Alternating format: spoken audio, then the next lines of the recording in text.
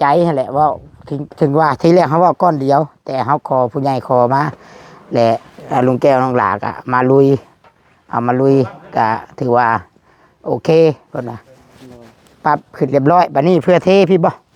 ด้วยน่าจะประมาณนั้นเนาะไม่แป้นหนึ่งเนาะไม่แป้นไม่หนึ่งพี่น้อง10 เซนหรือ20สูงได้บัดนี้เขาก็ต้องมีเห็ดหัวขั้นใดอีกได้บัดเลยสมมุติว่า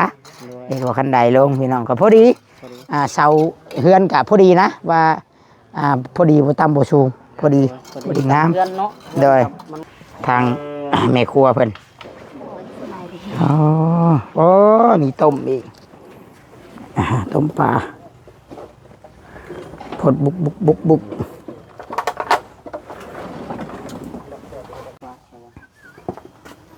เต็มหม้ออันเนี้ย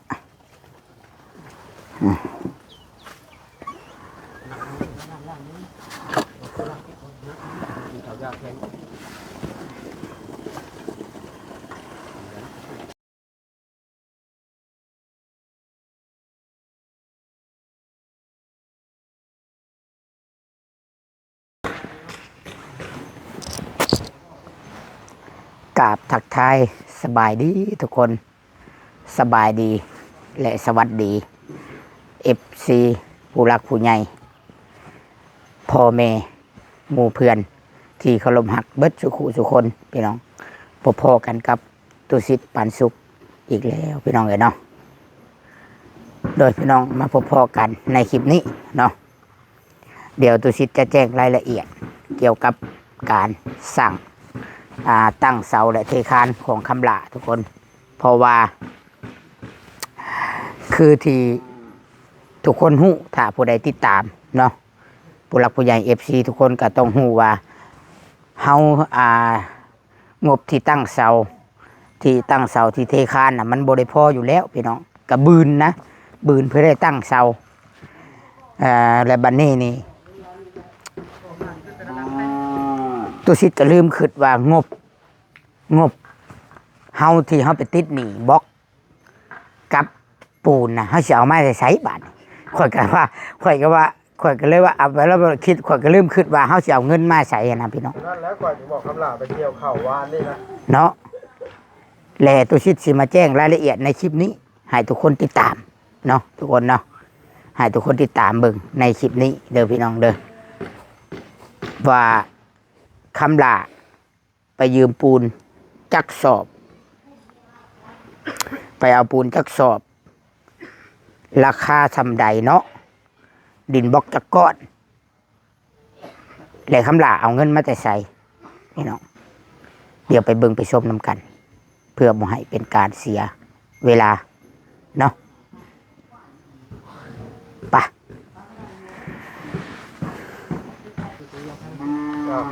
เราตัวเวียงและตัวเวียงขาดเอาเลยไม่ยังว่าเรื่องกันยังบอกว่าโดนแล้วอยู่อันนี้สบายดีเด้อสบายดีสองไอ้น้องเพิ่นนี่ว่าเพิ่นผีได้ฮะสั่งแปะโดนเอาเลยเล่าก่อนพังเช้าเลยมาตีประตูใส่เล่าเขาว่าบ่แม่นช่างแปะเมาน้ำเที่ยงบ่จังว่าแล้วเรานอนนาลุงแก้วผู้เดียวบาทนี่อึ้งบ่ได้นี่เอาเลยข่อยก็บ่แน่ใจคือกันว่าเราเอาลิ้นเว้าลีเราแบบโยกมาเคาะประตูใช่ครับต้มไก่ย่านเป็นไก่บ่ขอประตูข่อยว่าไก่มันเคาะบ่ได้ไก่มีมือบ่เฮ้ยอันนั้นแล้วข่อยจังหรือว่ามันเอาตีนมันเตะบ่มาเคาะประตูแล้วอีกผู้นึงก็โดนอีกได้ผู้ไปนอนนาน้ำลาวนะมาพร้อมกันกลางคืนนะว่าร้อยเอ้าเราเช้านี่ถามมึงก่อนก็ไปนี่ถามมึงเด้อถามจังแป้นะว่าบ่เชื่อขอเลขเป็นนั้นจะ6ตัวผู้ช่วยอารวาสได้เดี๋ยวนี้นะเอาเลยแล้วเป็นตาอีตนเราเนาะคันว่าแม่นแท้ก็จักว่าเราอยากมาสื่อสารอีหยังบางอย่างแล้วเราก็อาจสิทรมานเนาะแม่ว่าเราบ่แม่นผู้หนึ่งผู้เดียวเห็นนะเนาะแม่ว่าเราอยากมาขอให้ช่วยอะไรจักอย่างจังว่าเนาะต้องมีแบบพี่ดิวจิตสัมผัสอย่างนี้เนาะเฮ้ยต้องริ้วบ่ต้องเจอริ้วเนาะเอาสื่อสารกับดวงวิญญาณเด้บ้านเขาบ่ทันได้มีเนาะมีบ่ซะบ้านทางแถวนี้มีบ่มีก็มีถึกเชิญมาแล้วมันมีข่อยพาไปถ่ายคลิปน้ำแล้วเอาจังไอ้น้องเพิ่นพี่น้องเอ้ยกินข้าวกินน้ำนำกันคือเก่าเอามื้อนี้กินปลาแม่นเป็นจะได้ไปมุกอีกบ่วานนี่ย โดยไปเจาะเลือดส่งตรวจ ปกติ โดย แต่อันเป็นหวัดกับไอนี่คือนานเช้าแท้สองไอ้น้อง ค่อย เจ้าย าไอแล้วเรือจะเป็นหวัด เดี๋ยวจะเป็นหวัด เอาตากคน ข้อ พาย ก็ ไว้ ย่าไอแล้วเรือแต่เป็นหวัด ดีแล้วเนาะ ดีเช้าแล้ว อ้าวดีเช้าไว้เนาะ แต่ว่า แห้ง คันยังกินบ่ได้บ่ทางข้อยก็ยังไอมาอยู่แต่ว่าข้อยสิล้ำเอาแล้วตัวนั้น โอเคเดี๋ยวสิขับไปเบิ่งพุ่นก่อนเด้อบัดนี้ โดยไปถามช่างแป้ให้หน่อยเด้อ ไป่ะทุกคนเนาะเราเป็นตาคนลูกแท้เฮยพี่น้องไปเดี๋ยว เข้าไปนำกันพี่น้องมาอัปเดตเบิ่งการสั่งเงินชานของคำลาเนาะปูนเขียวพุ่นเด้ทุกคนพูเพิ่นเอาขึ้นไว้เทิงพุทธพูนเห็นบ่สอบปูนเด้อยู่เทิงพูเราจะสอบสูตร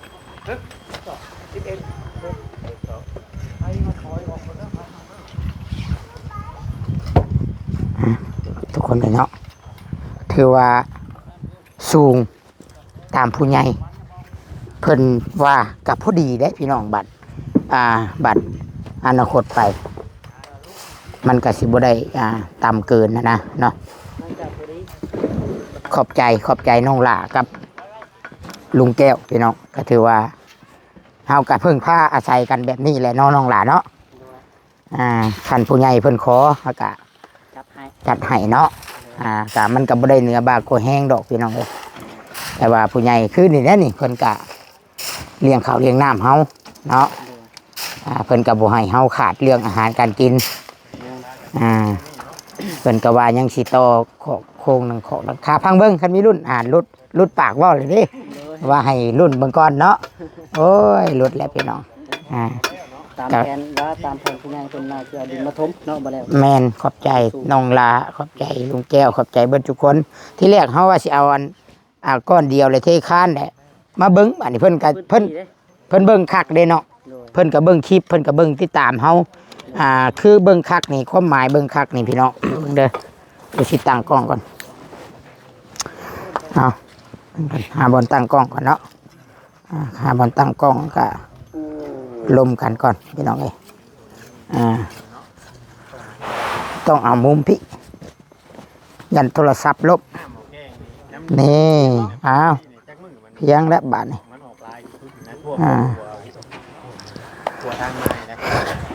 สบายดี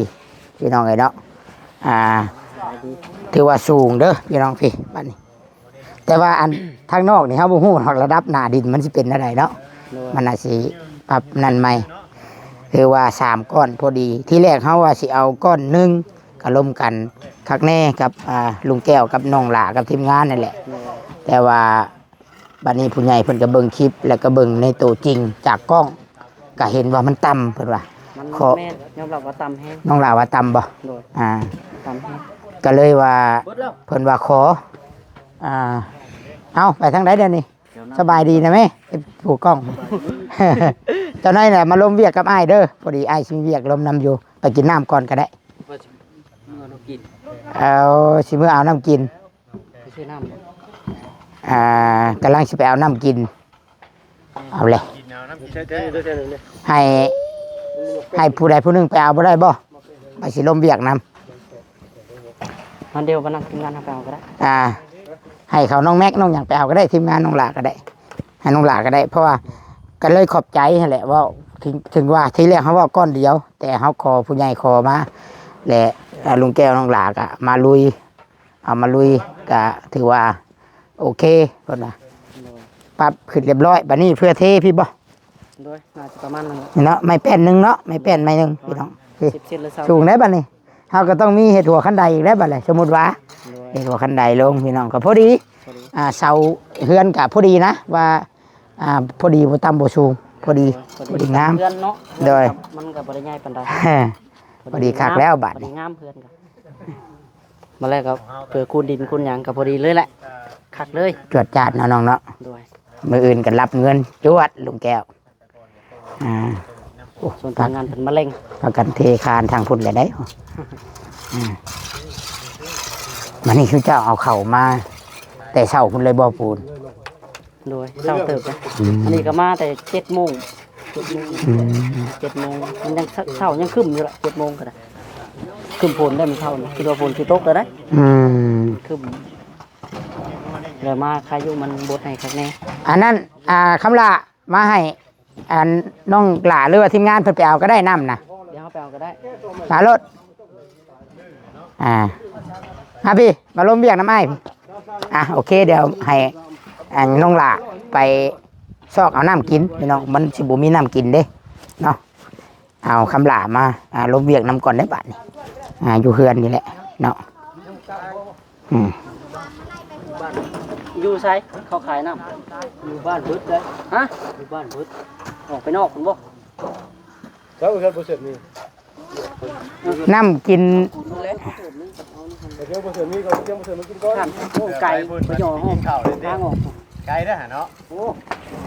ก็จบกินน้ำเขาทำเถื่อนแล้วมึงไม่ทำกิน ไปเอาอยู่เทียงพอเสือดก่อนก็ได้ ยังเลยว่าจะไปเองนี่ แปลรถเลยไทยแล้วแปลรถสิ ไปเอารถไปซะแต่เพิ่นมาจังล้มเบียกซะพี่น้องเอ้ยเนาะก็ว่าสิถ่าล้มเบียกกับเพิ่นนี่แหล้วว่า เพิ่นเอาปูนเอาหยางมานี่เอาดินบล็อกติดนี่ดินบล็อกมานี่ มีเงินมีคำหรือบ่นะ เจ้าหน้าไปกินข้าวบัดแค่รถผมมีน้ำกินอีก เขาอยากกินติ๊กเตะกันเนาะแต่เก่าก็ได้กินน้ำอยู่นะไม่ต้องกินน้ำมันแตกเลย เพราะว่าเบิดใช่เบิดเท่าไหร่ก็ลุงที่ว่าเฮายืมเพิ่นมาก่อนนี่ สั่งเขามา300 300ฮะ ตำรวจป้าพี่ แม่ไปยึดเอาไม้หลัง2 เถื่อ 3 เถื่อ เงินเถื่อนไม่ได้นับ นี่เสือซับขากล่องลมหายบอกว่า เขาว่าอยู่ว่า โทรศัพท์ข่อยก็อยู่หั่นได้เบิ่งข่อยไปเอาโทรศัพท์ก่อน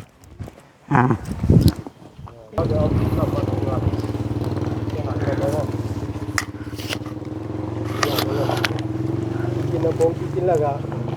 กินท้องเขาไม่เคยกินเลยสิ เดี๋ยวพาทุกคนมาเบิ่งทางเพิ่นเ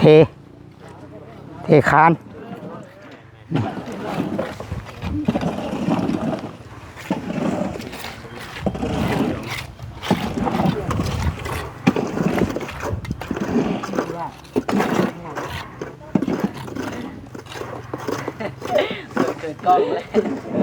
เขินยังอ่ะเอ้ยว่าปั่นบ่เคยถ่ายแท้เนาะ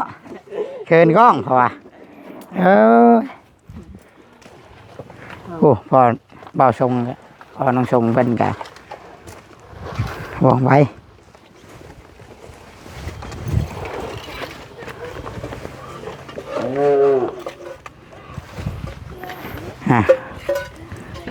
เดี๋ยวคำลามาจังล้มกับคำลาเติมพี่น้องตัดภาพมา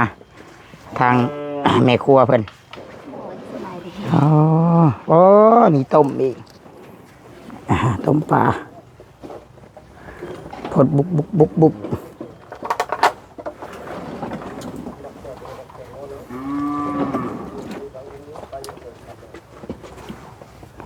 หอมแท้นี่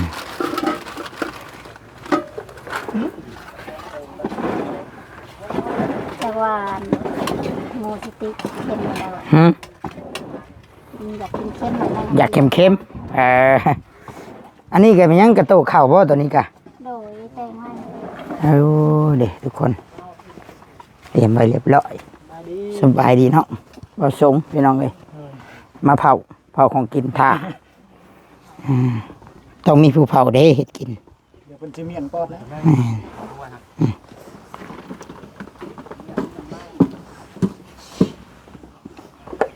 ขี่มันอันนี้เนาะ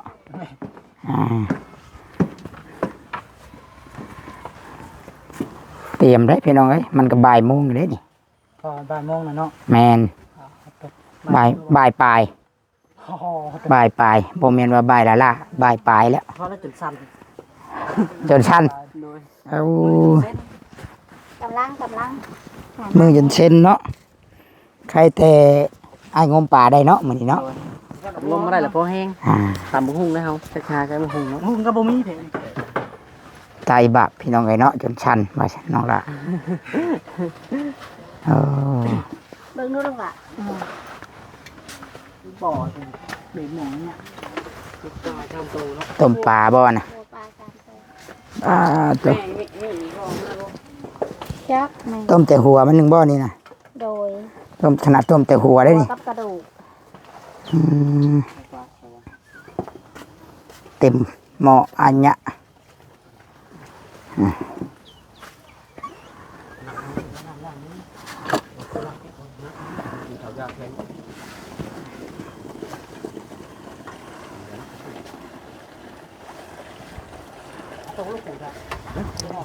พาแม่กินข้าวง่ายโดแล้วเนาะแม่เนาะเดี๋ยวเฮ็ดแล้ว เอาได้บ่ ให้กิน ขอมาทาง มันแบบสูง แบบสุกก็มีบ่ตัวนี้ บ่ มันจะแบบดิบเลยบ่ได้ถามไปซื้อกินอะไรก็ได้เบิดดอกจันบ่ามีผู้กินดิบบ่ได้ อยากบ่ได้กินบ่ได้ก็บอกเด้อปวดให้ ไอ้เบิดแต่บ่ชงหอนะว่าชง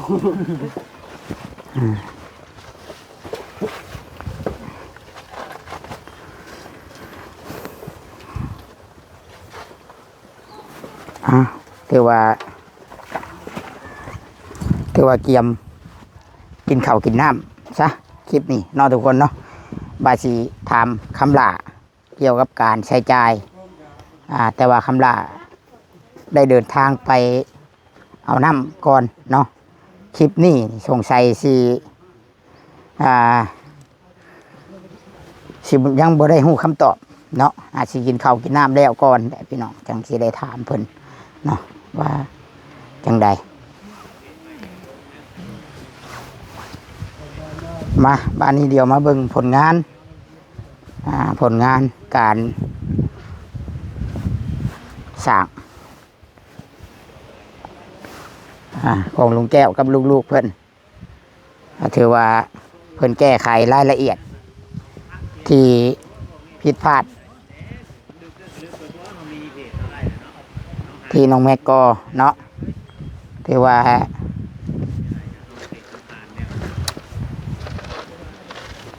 โอเคเพียงกันบัดนี้เพียงกันทุกคนเลยเนาะ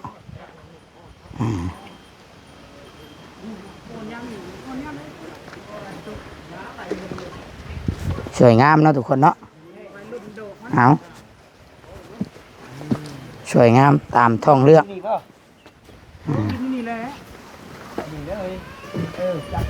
เตรียมกินข้าวกินน้ำบัดนี้พี่น้อง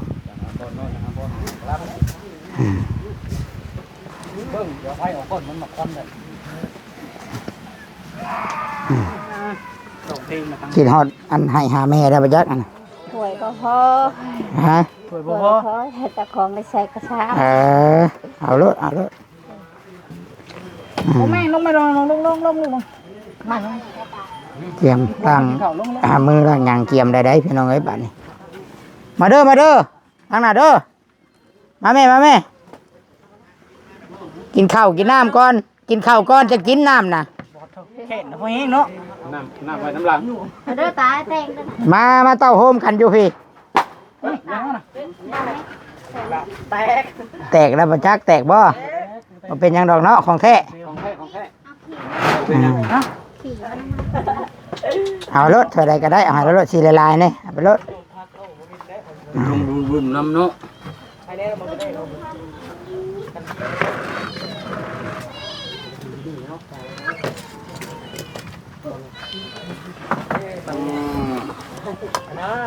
กินอยู่นี่ป่ะกินนี่อยู่นี่แล้ว กินยืนกินน้ำก็ได้แบบทหารบ่ยาก น้องมีบอลกินเร็ว บ่ได้เว้ยรู้สึกเด้อเจ้าก็ได้ เดี๋ยวจ้ะ เอายกก้อนขี้ยกขึ้นก้อนกวาดก้อนมีแต่ดินอาบสาบอยู่นี่ เอายังไม่ทันเลยยังเอานั้นเร็วดีมุ่งก็ดี